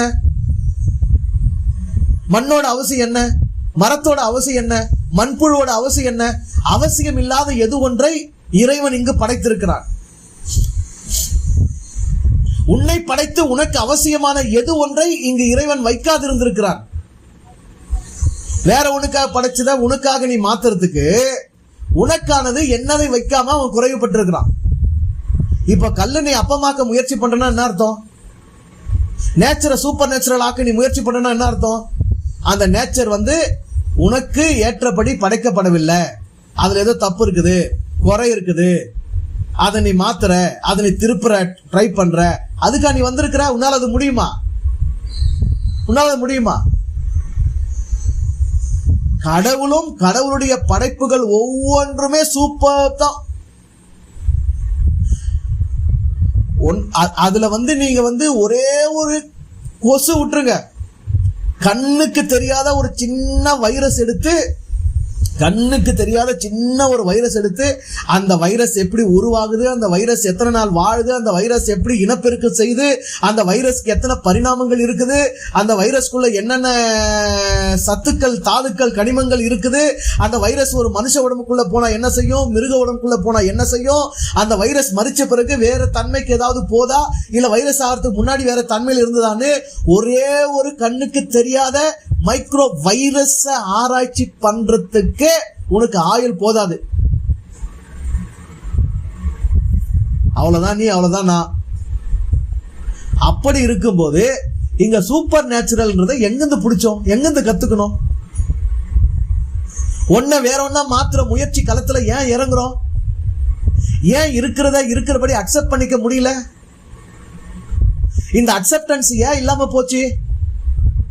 அப்படின்னா எந்த ஒரு மனிதன் தன்னைத்தானே இறைவனின் படைப்பாக, இறைவனின் பிள்ளையாக சரியாக ஏற்றுக்கொண்டானோ, ஒத்துக்கொண்டானோ, அறிந்து கொண்டானோ, உணர்ந்து கொண்டானோ, அங்கீகரித்து கொண்டானோ, அவன்தான் அடுத்த படைப்பையும் அதன் தன்மையில், அதன் இருப்பில், அதன் இயல்பில், அதன் இயற்கையில் அப்படியே அதை ஒத்துக்கொள்கிறான். கல்லு கல்லாகவே இரு, அப்போ ரொட்டி கோதுமை கோதுமைவே இரு. கோதுமை எதுக்கு பயன்பாடு, எந்த பயன்பாட்டுக்கோ அந்த பயன்பாட்டுக்கு, கல்லு எந்த பயன்பாட்டுக்கோ அந்த பயன்பாட்டுக்கு. இதுல என்ன பிரச்சனை? கல்லுலையும் கடவுள் தெரியுமா, கோதுமையிலையும் கடவுள் தெரியுமா. என்ன கோதுமைங்கிற பொருளை உள்ள அனுப்புற, கல்லுன்ற பொருளை வெளியே வச்சு பாக்குறேன், அவ்வளவுதான் வேறுபாட தவிர இதை அதுவாவோ அதை இதுவாவோ மாத்துறதுக்காக நான் இங்க வரல. இருக்கிறது எல்லாத்தையுமே நான் பாத்திர முடியாது, இருக்கிற எல்லாத்தையுமே நான் ரசிச்சிட முடியாது, இருக்கிற எல்லாத்தையுமே நான் அனுபவிச்சிட முடியாது, இருக்கிற எல்லாத்தையுமே நான் என் உடலுக்கும் சொந்தப்படுத்திட முடியாது, என் உள்ளத்துக்கும் நான் உரிமையாக்கிட முடியாது. அப்படி இருக்கும்போது உன்னால எப்படி எதை மாற்ற முடியும்? அப்படி மாத்துறதுக்கான நீ தேவனுடைய குமாரன். தேவனுடைய குமாரன்னா ஏதாவது சூப்பர் நேச்சுரலா பண்ணி தான் ஆகணுமா? இந்த கட்டாயத்தை, இந்த நிர்பந்தத்தை யார் உனக்கு சொல்லி கொடுத்தது? எங்கிருந்து கத்துக்கிட்டோம்? எதனால இந்த நிர்பந்தத்தை நம்ம மேல நாம திணிச்சுக்கிட்டோம்? ஒரு வேப்ப மரம் வெறும் வேப்ப மரமா இருந்து அது பூவிட்டு காய் காய்ச்சி பழுத்து அந்த விதையை கீழே விழுத்து அந்த விதை மீண்டும் செடியாகி அது அப்படியே காலாகாலம் வாழ்ந்துருக்கிறதுனால அது தேவனால் படைக்கப்பட்டது, தேவ தன்மையுடையது, தெய்வீகமானது, அதுல தேவ சாரம், தேவ சாயல் இருக்குது, அது தேவனுடைய வார்த்தையின் வெளிப்பாடு என்கிறது இதெல்லாம் இல்லாம போயிடுமா என்ன? நீ நான் மனுஷனா இங்க பிறந்திருக்கிறோம், நமக்கு உயிருக்கு, உடம்புக்கு, உடம்பு தேவைக்காக பசியை உணர்றோம், சாப்பிட்றோம், தாகம் வருது, தண்ணி குடிக்கிறோம், நமக்கு காமம் வருது, ஆண் பெண் உறவு கொள்றோம், நம்ம இனப்பெருக்கு உறவு கொள்ளும் போது குழந்தை பிறக்குது, அவங்கள வளர்க்குறோம், இந்த உடம்பை வளர்த்துக்கிறதுக்காக நமக்கு பிடிச்ச உணவுகள் எடுத்து சாப்பிட்றோம். இந்த நேச்சரான இந்த செயல்பாடுகள் தெய்வீகமானது இல்லையா? இது தேவத்துவம் இல்லையா? இது தேவனுடைய குமாரனின் செயல்பாடுகள் இல்லையா? இதை தவிர வானத்திலிருந்து நிலாவை புஷ்ணம் இங்க காட்டுறதோ, இங்க இருக்கிற கல்ல அப்பமாக்குறதோ, எவன் பாய்க்கில் துட்டு வர வைக்கிறதோ, காலியா இருக்கிற பர்சுல பணத்தை முளைக்க வைக்கிறதோ, இதெல்லாமா செயல்பாடு? இதெல்லாமா தேவத்துவம்? இதெல்லாமா குமாரத்துவம்? இதுவா சூப்பர் நேச்சுரல்? இதை செய்யறதுக்காக நாம இங்க வந்திருக்கிறோம். அதாவது நம்ம ஆர்டினரி நேச்சுரல் லைஃப் ஸ்டைல்னு சொல்றோம்ல, அதை விட சூப்பர் நேச்சுரல் எதுங்க? எனக்கு பசி எடுக்குதுன்றதை விட ஒரு சூப்பர் நேச்சுரல் திங் எது? இன்னைக்கு நான் உயிரோடு இங்க இருக்கிறேன்றதை விட சூப்பர் நேச்சுரல் எது? என் தலையில ஒரு முடி வெள்ளையாயிடுச்சுன்றதை விட சூப்பர் நேச்சுரல் எதுங்க? எனக்கு காது கேட்குதுன்றதை விட சூப்பர் நேச்சுரல் எதுங்க? சரி, ஒருத்தருக்கு காதே கேட்கல, ஆனா ஒரு கண்ணு அசைவிலேயே ஒன்றை உணர்ந்து கொள்ளுகிறார், அது சூப்பர் நேச்சுரல் இல்லையாங்க? ஒவ்வொரு படைப்பும் தனித்துவமானது, ஒவ்வொரு படைப்பும் கடவுளின் வெளிப்பாடு, ஒவ்வொரு படைப்பும் கடவுள்துவத்தின், கடவுள் சாயலில், கடவுள் சாரத்தில், கடவுள் தன்மையில் தான் விளங்கி கொண்டிருக்கிறது. அதை அப்படியே ஒத்துக்கொள்வதோ, ஏற்றுக்கொள்வதோ, அங்கீகரித்துக் கொள்வதும் தான் கடவுளுடைய பிள்ளைக்கான அழகு. எங்க அப்பா செஞ்சது குறையா இருக்காது, எங்க அப்பா செஞ்சது தப்பா இருக்காது, எங்க அப்பா எல்லாத்துக்கும் ஒரு நோக்கத்தை வச்சிருக்கிறான், எங்க அப்பா இப்படிதான் செஞ்சிருக்கிறான், இதை நான் இப்படி மாற்ற வேண்டிய தூண்டலுக்கு ஆளாக கூடாதுன்னு புரிஞ்சிச்சனா அங்கதான் நாம நம்மள ஜெயிக்கிறோம். அங்கதான் நம்முடைய கடவுள் தன்மையை, நம்முடைய ஞான உணர்வு, கடவுளுடைய பிள்ளைங்கிற அந்த உணர்வு அடைஞ்ச இல்லையா, அந்த உணர்வை உறுதிப்படுத்திக்கிறோம். டெம்டேஷனுக்கு ஆளாக வேண்டிய அவசியம் இல்லை, புறத்தூண்டலுக்கு ஆளாக வேண்டிய அவசியம் இல்லை.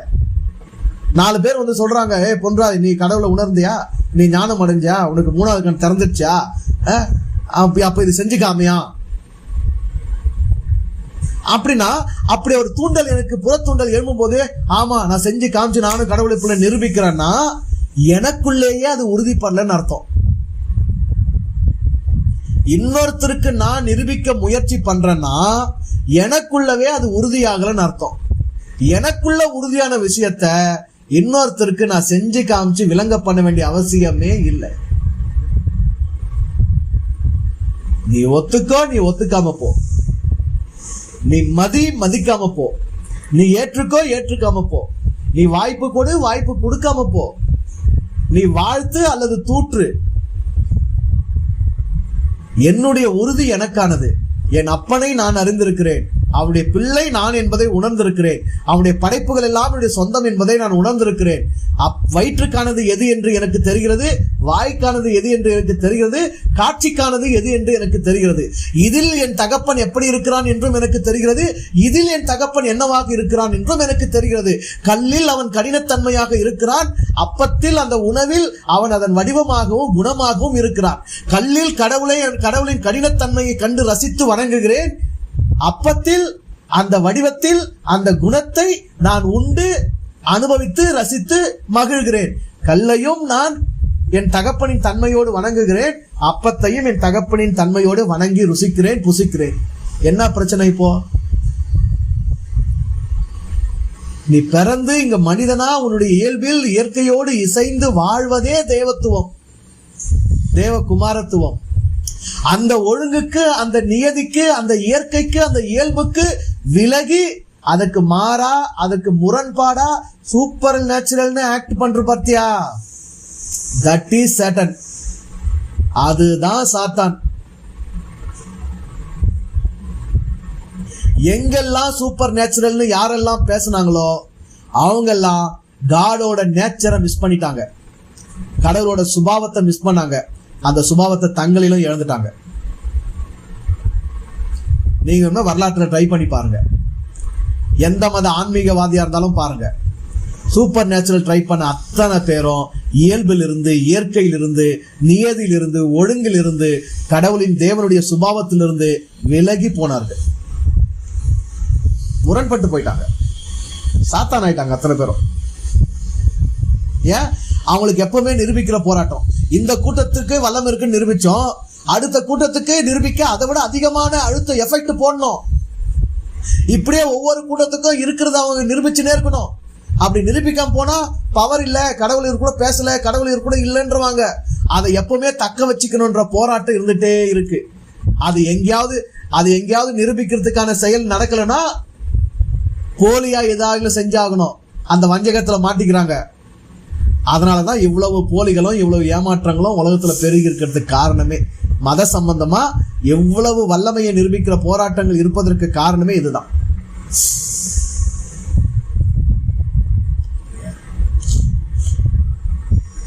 நான் எதை செஞ்சோ கடவுளுடைய பிள்ளை ஆக முடியாதுங்கிறது ஆணித்தரமா நமக்கு புரிஞ்சா போதும். நானுங்கிறது இந்த பூமியில இருப்புன்னு ஒண்ணு இருந்தாவே நான் கடவுளுடைய பிள்ளையா தான் இருக்கிறேன்னு அர்த்தம். கடவுள் பெற்றெடுக்காம நான் இங்க இல்லை. அதனால நீ தேவனுடைய குமாரனே ஆனால், ஆமா நான் குமாரன் தான். என்ன இப்போ கல்லுகளை அப்பமாக்கும்படி செய்ய? இல்ல, கல்லு கல்லாவே இருக்கட்டும், அப்பமாவே இருக்கட்டும், இப்ப நான் குமாரனா இல்லையா? இல்ல, நீ கல் அப்பமாக்கதான் ஒத்துக்குவேன்றான் அவன். நீ ஒத்துக்கிறதுக்காக நான் என் அப்பாவுடைய செயல்பாட்டுக்கு முரண்பட்டு அதெல்லாம் மாத்தி வேலையை செஞ்சிருக்க முடியாது. எனக்கு கல்லு கல்லாவே இருக்கட்டும், எனக்கு அப்பா அப்பமாவே இருக்கட்டும், நான் கடவுளுடைய குமாரன் எனக்கு தெரியும், உனக்கு தெரிய வேண்டிய அவசியம் இல்லை, போடான்ட்டு போனாரு இயேசு. இவ்வளவுதான் சிம்பிள். ஏன் நேச்சுரல் லைஃபை நாம அவ்வளவு கீழ்த்தரமா பார்க்க கத்துக்கணும்னு தெரியல. இந்த நேச்சுரல் லைஃப் எவ்வளவு சூப்பரானதுன்றது தெரியாம சூப்பர் நேச்சுரல் ஒரு எக்ஸ்பெக்டேஷன், ஒரு எதிர்பார்ப்பு எங்கிருந்து நமக்கு வந்துச்சுன்னு தான் தெரியல.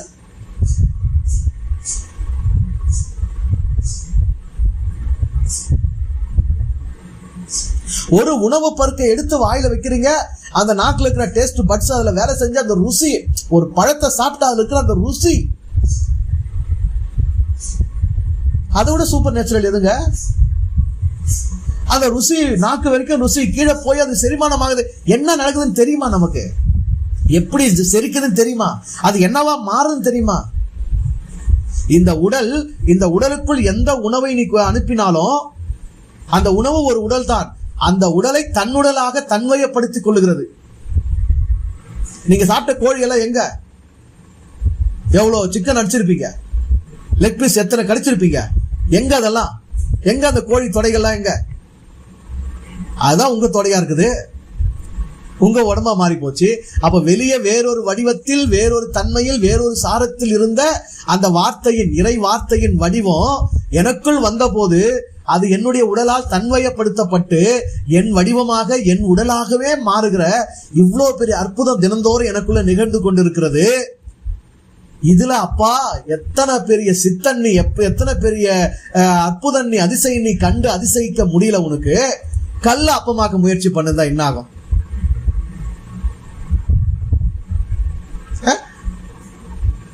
சொல்லுங்க, கல்ல அப்பமாக்க முயற்சி பண்ணுதா என்ன ஆகும்?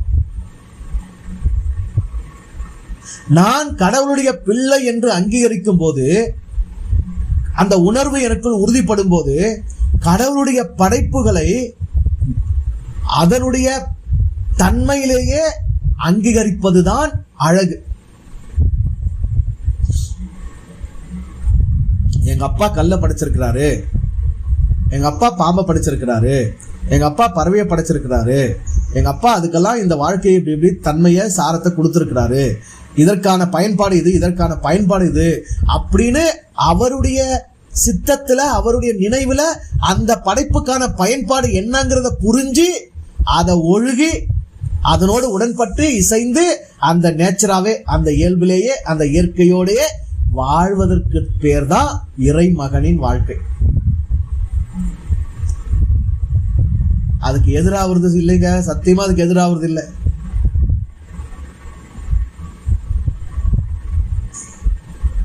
அப்படிதான் இந்த சூப்பர் நேச்சுரல் கல்ல அப்பமாக்குற செயல், இல்லாதத இருக்க வைக்கிற செயல் அப்படின்னு ஏதோ ஒண்ணுல மனுஷங்க இறங்கி இறங்கி இறங்கி தான் அவங்கவுங்க உடம்பையே அவங்கவுங்க உடம்புக்கே முரண்பட்டாங்க, அவங்க உடம்பையே நேச்சருக்கு தூரமாக்கிட்டாங்க, அவங்கவுங்க உடம்பையே நோய்வாய்ப்படுத்திக்கிட்டாங்க, அவங்கவுங்க மனசையே கெடுத்துக்கிட்டாங்க. எப்ப பாரு உபவாசம், போராட்டம், பேச்சு, நிரூபிக்கிற அழுத்தம், டென்ஷன், இந்த கூட்டத்துல இது இப்படி வல்லமையை நிரூபிக்கணும், அந்த கூட்டத்துல இப்படி வல்லமையை நிரூபிக்கணும்னு அந்த அழுத்தங்கள்லயே சிக்கி சிக்கி சின்னாபின்னமா போயிட்டாங்க. ஒண்ணு நிரூபிக்கிறதுக்கு போலித்தனம் பண்ணி நம்ப வைக்கணும், இல்ல உண்மையாவே அடையணும்னா போராடி அடைய முயற்சி பண்ணி இருக்கணும். ஆனா கடவுள் இங்க யாருக்குமே அப்படி ஒரு போராட்டமான வாழ்க்கையை கொடுக்கல. இந்த ரஜினி பாட்டு ஒண்ணு உண்டு இல்ல, அட பூந்தோட்டமா வாழ்க்கை இல்லை போராட்டம் தான் வாழ்க்கை அப்படின்னு பாடுவார்ல, வானத்தை பார்த்தேன் பூமியை பார்த்தேன். அந்த பாட்டுல யார் சொன்னது அவருக்கு போராட்டம் தான் வாழ்க்கைன்னு? நீயா இருக்கிறதுல என்ன போராட்டம்? கல்லா விடுறதுல என்ன போராட்டம்? கோதுமையை ரொட்டியாக்கி சாப்பிடுறதுல என்ன போராட்டம்? உனக்கு பிடிச்ச உணவை சாப்பிடுறதுல என்ன போராட்டம்? உன்னுடைய இயல்பு நடைமுறை அனுதின சராசரி சாமானிய வாழ்க்கையே சூப்பர் நேச்சுரலா பாக்குறதுல என்ன போராட்டம்?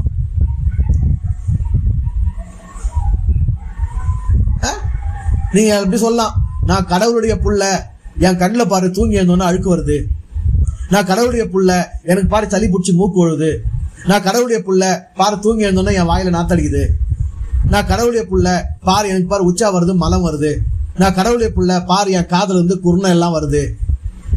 இதெல்லாம் யாருக்கு வரும்? கடவுள் பிள்ளைங்க மட்டும்தான் வரும்.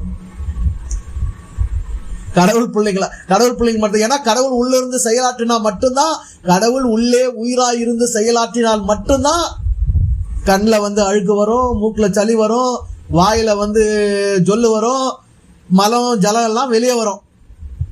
கடவுள் உள்ள இருந்து செயலாற்றலனா, அந்த சூப்பர் நேச்சுரல் ஆக்ட், கடவுளோட ஆக்ட் உள்ள நடக்கலனா இந்த உடம்பு பணமா போயிடும்.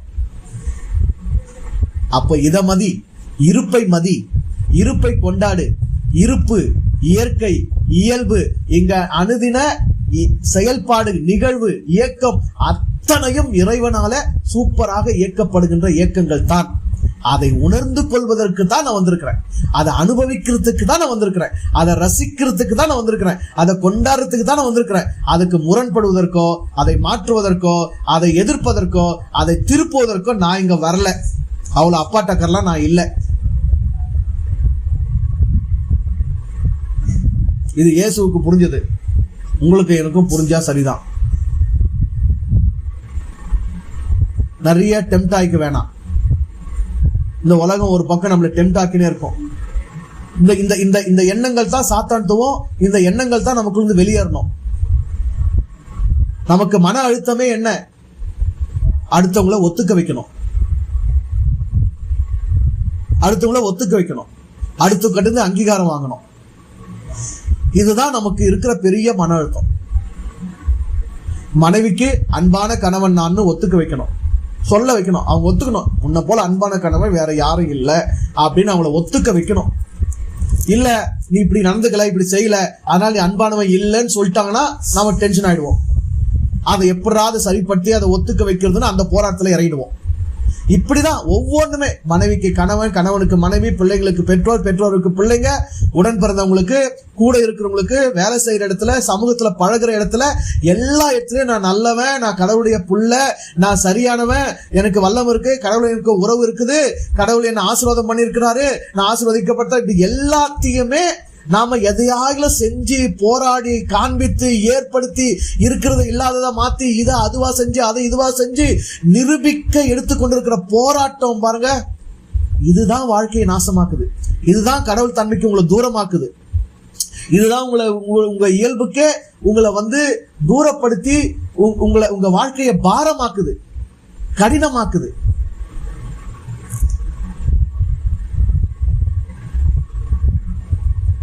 ஏங்க, ஒருத்தருக்கு ஜுரம் அடிச்சுனுக்குது, நான் போய் ஜெபம் பண்ணி ஜுரம் நல்லா ஆயிட்டுன்னு வச்சுங்க. ஜுரம் நல்லா இருந்து சூப்பர் நேச்சுரலா, ஜுரம் வந்தது, ஜுரம் நல்லா இருந்து சூப்பர் நேச்சுரல்னா ஜுரம் வந்தது என்ன நேச்சுரல்? ஜுரம் வர வேணவா? ஒருத்தர் சாக இருக்கிறாரு, நான் போய் ஜெபம் பண்றேன், சூப்பர் நேச்சுரலா அவர் ஹீல் ஆயிடுறாரு. இப்ப அது மட்டும் தான் சூப்பர் நேச்சுரலா? ஒருவேளை செத்தார்னா சூப்பர் நேச்சுரல் இல்லையா? புரிஞ்சுக்கோங்க, ஜுரமும் சூப்பர் நேச்சுரல் தான், ஜுரம் சரியாவதும் சூப்பர் நேச்சுரல் தான், சாவறதும் சூப்பர் நேச்சுரல் தான், பிறக்கிறதும் சூப்பர் நேச்சுரல் தான். உடம்புல நோயெல்லாம் சும்மா வராது, தேவைப்பட்டதான் வரும். நம்ம தேவையில்லாத என்ன செஞ்சுதா தான் வரும், தேவையில்லாத என்ன வெளியேற்றுறது தான் வரும். நோயே சூப்பர் நேச்சுரல், அப்புறம் ஹீலிங் சூப்பர் நேச்சுரல். உன்னால ஒரு நோய் வர வைக்க முடியுமா? ஹீலிங் வர வச்சிருக்கேன், நோய் வர வைக்க பார்க்கலாம். நோயை சூப்பர் நேச்சுரல் செயல்பாடு உள்ள இருந்தா தாங்க நோய் வரும். நோய்ங்கிறது சுத்தப்படுத்துதல், நோய்ங்கிறது சரிப்படுத்துதல், நோய்ங்கிறது ஒரு இயக்கம், நோய்ங்கிறது ஒரு பசி. நோய் உடம்புக்கு அவசியம் தேவை, உடம்பு தன்னால நோயை ஏற்படுத்தின்னு தான் இருக்கும். ஒவ்வொரு நோயும் நமக்கு அவசியம். ஒவ்வொரு நாளும் பல கோடி செல்கள் சாவுது, அந்த சாவை தடுத்தேன்னா நீ செத்துருவ. அதனால இந்த கல்ல அப்பமாக்குற சூப்பர் நேச்சுரல் செயலுக்கெல்லாம் இறங்கக்கூடாது. வாழ்க்கையினுடைய அத்தனை அம்சங்களும் சூப்பர் நேச்சுரல் தான். பிறந்தது, வாழ்றது, சாப்பிடுறது, பசி எடுக்கிறது, காமம் கொள்றது, உறவு கொள்றது, ஆம்பளை பொம்பளை சைட் அடிக்கிறது, மூஞ்சியை கழுவிக்கிறது, குளிக்கிறது, மலம் கழிக்கிறது, உச்சா போறது, அத்தனையும் சூப்பர் நேச்சுரல். அத்தனையிலும் இறைவன் வெளிப்பட்டு இருக்கிறான், இறைவனுடைய அம்சம் வெளிப்பட்டு இருக்கு, இறை தன்மை வெளிப்பட்டு இருக்கு, இறை சாரம் வெளிப்பட்டு இருக்கு, இறைவனுடைய ஆற்றல் வெளிப்பட்டு இருக்கு, இறைவனுடைய இயக்கம் அதில் செயல்பட்டு கொண்டிருக்கிறது. ஏன்னா இந்த வடிவத்தை நான் செஞ்சுக்கல, இந்த வடிவத்துக்கான உணவு நான் செஞ்சுக்கல, அது எனக்கு முடியாது.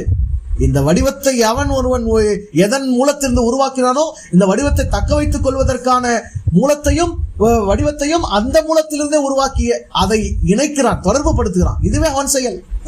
இந்த உடம்புக்கு வேறொரு உடம்பை அரிசியோ பருப்பையோ காய்கறியோ கறியையோ இறைச்சியோ ஏதோ ஒண்ணு இதனோடு தொடர்பு படுத்தி இணைத்து வடிவங்களை வாழ வைத்துக் கொண்டிருக்கிறானே, அவனுடைய செயற்பாடு.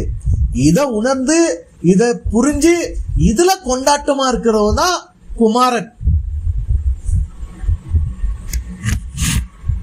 அவ்வளவுதான் வாழ்க்கை, அதுக்காந்து மட்டும்தான்.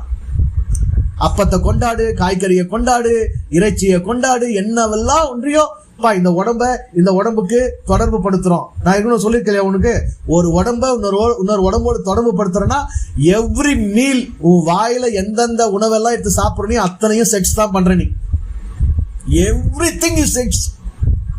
இந்த பிரபஞ்சத்துல, இந்த உலகத்துல நீ பிறந்ததுல இருந்து சாகிற வரைக்கும் அனைத்துமே காமம், அனைத்துமே இன்பம், அனைத்துமே செக்ஸ். கண்ணில் ஒண்ணு பார்த்து ரசிக்கிற, அதுவும் ஒரு வகையான செக்ஸ் தான். ஒரு பொருளை எடுத்து சாப்பிடுற, அது ஒரு உடம்பு, இது ஒரு உடம்பு. அந்த உடம்பு புணர்ந்து புழங்குது, ஒன்னோடு ஒண்ணு பிணையுது, அது ஒரு செக்ஸ் தான். சரியா? இப்படி வெறும் செக்ஸுக்காகவே பிறந்திருக்கிற, இதை என்ஜாய் பண்ணிட்டு போறதுக்கு தான் இறைமகன், இறைவன் நீயாக அவதரித்து அவனுடைய படைப்புகளோடு கலந்து கரைந்து உறவாடி அனுபவித்து மகிழ்ந்து கொண்டிருக்கிறான். அந்த ஆனந்தத்தை என்ஜாய் பண்ணிட்டு போகாம வீணான டெம்டேஷன்கெல்லாம் ஆளாக கூடாது. இவனுக்கு நிரூபிக்க, அவனுக்கு நிரூபிக்க, இந்த கூட்டத்துக்கு நிரூபிக்க, அந்த கூட்டத்துக்கு நிரூபிக்க, அவங்க கேட்குற தூண்டலுக்கும் கேள்விக்கு நிரூபிக்க, இவங்க கேட்குற கேள்விக்கு தூண்டலுக்கு நிரூபிக்க போராட்ட களத்தில் இறங்காதீங்க. பூந்தோட்டமாகவே வாழ்க்கையை வச்சுக்கோங்க. அழகாக இருங்க, இயல்பாக இருங்க. நேச்சுரல் அத்தனையும் சூப்பராக பாருங்க. சூப்பர் நேச்சுரல் தனியாக ஒன்றும் தேடாதீங்க. சரிங்களா? இயேசு அந்த சோதனைக்கு உட்படவே இல்லை.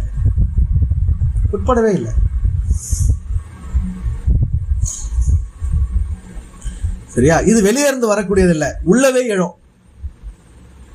யாருக்காவது நான் ஞானம் அடைஞ்சிட்டேன்னு சொல்லணும், யாருக்காவது நான் விழிப்பு பெற்றேன்னு தெரிவிக்கணும், யாருக்காவது நான் கடவுளுடைய பிள்ளை அப்படின்றத உணர்த்தணும் அப்படின்னு நமக்குள்ளே எழும். தேவையில்லை.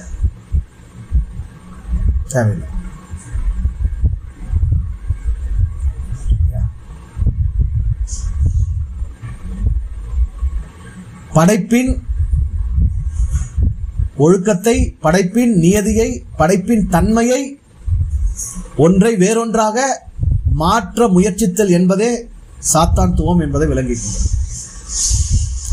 நீ நீயாகவே, நான் நானாகவே, அது அதுவாகவே. இதனாலதான் நாம நம்மோடு இணைகள் சேரும்போது, துணைகள் சேரும்போது, யார் கூட எல்லாம் நம்ம சேர்ந்து வாழ்றோமோ அவங்கள நாம நினைக்கிறபடி மாற்ற முயற்சிக்கிற செயலெல்லாம் போராட்டமா மாறிடுது. ஏன்னா அது சாத்தான்துவம். அவங்களாவே அக்செப்ட் பண்ணிக்கிறது தான் அழகு. அவங்க கோபம், அவங்க புரிதல், அவங்க நியாயம், அவங்க உணர்வு, அவங்க நல்லது, அவங்க கெட்டது, அவங்க சரி, அவங்க தப்பு, அதை அப்படியே தெரிஞ்சுக்கிட்டு பரவாயில்ல, இதுல நிறைய எனக்கு முரண்படுது, நிறைய இடத்துல பொருந்த முடியுது, நிறைய இடத்துல ஒதுங்க வேண்டியதா இருக்குது, ஆனாலும் நான் உன்னை நேசிக்கிறேன், நீ நீயாவே இரு, நான் நானாவே இருக்குன்னு புரிஞ்சுக்கிட்டு போறது தான் இறைமகனுக்கான அழகு, ஒழுங்கு வாழ்க்கை. இதுல எனக்கு ஏத்த மாதிரி உன்னை மாத்திரம், உனக்கு ஏத்த மாதிரி என்ன மாத்திரம் இறங்குறீங்க பாத்தீங்களா? அதுதான் கல்ல அப்பமா மாத்திர சாத்தானுடைய செயல். அந்த சாத்தான் துவத்திலிருந்து வெளியே வந்துருங்க. இறைத்துவம் என்பது இருப்பதோடு, இருக்கும் இயக்கத்தோடு, இருக்கும் இயல்போடு இசைந்து இணங்கி வாழ்வது இறை மகனுக்குரிய துவம். இருப்பதை, இருப்பின் இயக்கத்தை, இருப்பின் இயல்பை இருப்பதற்கு எதிராக மாற்ற முயற்சிப்பது சாத்தான்துவம். அவ்வளவுதான். நீங்க தெய்வீகத்தில் இருங்க, சாத்தான்துவத்தை உங்க சிந்தையிலிருந்து, எண்ணங்களிலிருந்து, மனதிலிருந்து தூக்கி எறிங்க. புரிஞ்சுக்கோங்க. சரிங்களா? நல்லது. அடுத்த விஷயத்தை அடுத்த வாரம் நம்ம சிந்திக்கலாம். இவ்வளவு நேரம் இது ரெக்கார்ட் ஆச்சான்னு தெரியல, பார்த்துக்கலாம். அற்புதம்.